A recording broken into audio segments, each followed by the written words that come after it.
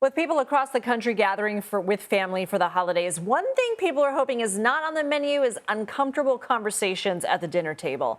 Loved ones may dish out tough topics like political views, education or career choices, romantic relationships, financial status, and this can all create a lot of tension and anxiety, and we don't want that. We want cheer. Joining us right now is Samantha Quino, a licensed marriage and family therapist and the National Director of Family Therapy Services at Newport Healthcare. Samantha, if viewers find themselves in the middle of a conversation that can get heated, what is the best way to de-escalate?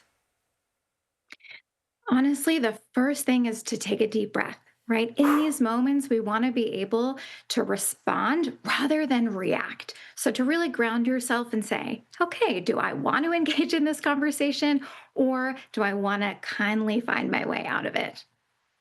And so if there are people who might be visiting family, they might be visiting friends, they think something like this might come up, is there something that they can do to prepare? Of course, figuring out what conversations you want to have ahead of time and those that you do not want to have. Having a game plan. If there's certain topics that come up, figuring out how to set your boundaries, to take that deep breath and say, okay, if this topic comes up, I'm willing to engage. If that topic comes up, I'm not willing to engage. And to really focus on figuring out your own boundaries and your own limitations and a way to prioritize your self care. And how do you kindly tell people what your boundaries are? If a boundary of yours comes up, you don't want to engage, how do you deflect? How do you move on?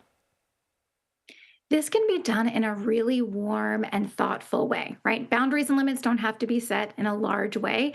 Typically, if you do so with love, hey, I know this topic is really important to you. It's not something that I really want to be talking about today. Can we discuss something else? Right? Being able to say no in a very thoughtful and loving way.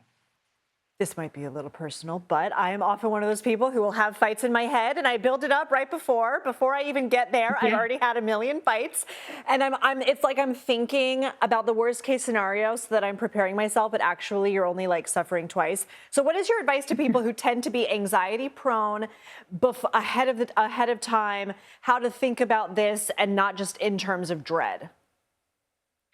Absolutely. And the holidays they're filled with a lot of pressure. And maybe we are thinking about the worst case scenario and we want the holidays to be filled with fun and magic and love. So, a huge component of this, one step at a time, right? We cannot predict what's going to happen. So, when someone says something, take a moment to respond. Stay as present as possible so that anxiety doesn't creep up on us, that we can really stay as present as possible so that the movie making doesn't get ahead of us. Okay, Samantha Quino, thank you so much. Happy Thanksgiving. Absolutely. You too.